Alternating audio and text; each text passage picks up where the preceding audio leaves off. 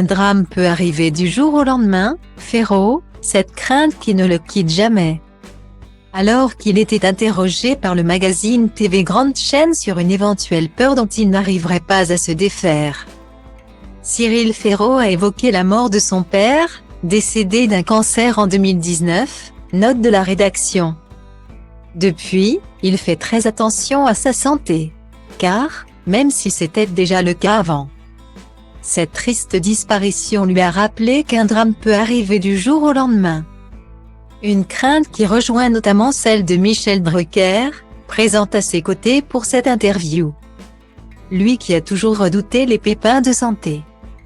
Cyril Ferro évoquait déjà la mort de son papa pour le magazine Nous Deux au mois d'août. « J'ai vécu un drame en perdant mon papa à 34 ans, avait-il raconté, avant d'expliquer que son public lui avait été d'une grande aide pour surmonter cette étape douloureuse. J'ai raconté ma douleur à Faustine Bollard dans la boîte à secrets et j'ai reçu un tsunami de messages de gens avec un parcours similaire, ou qui me disaient que je les avais bouleversés. Mon métier et les téléspectateurs m'ont énormément aidé dans cette période qui a été la pire de ma vie. Ça n'enlève pas le chagrin, mais ça aide à aller un peu mieux. » Guillemets. Style Diva place Holdé à 1 et à 1, 8 300 px, minimum et 250 px, at Media Screen End, minimum 8 990 px, div. À place Holdé à 1 et à 1, 8 620 px, minimum et 350 px, style.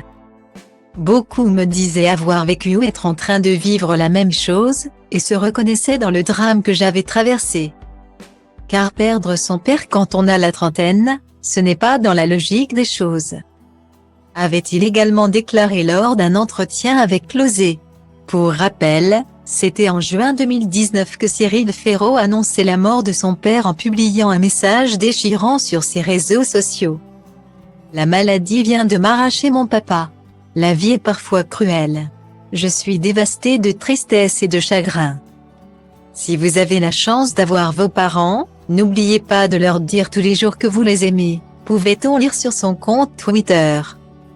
Une étape difficile à vivre donc pour l'animateur de France Télévisions, lui qui a, en revanche, pu compter sur le soutien de ses proches et de ses fans pour aller de l'avant.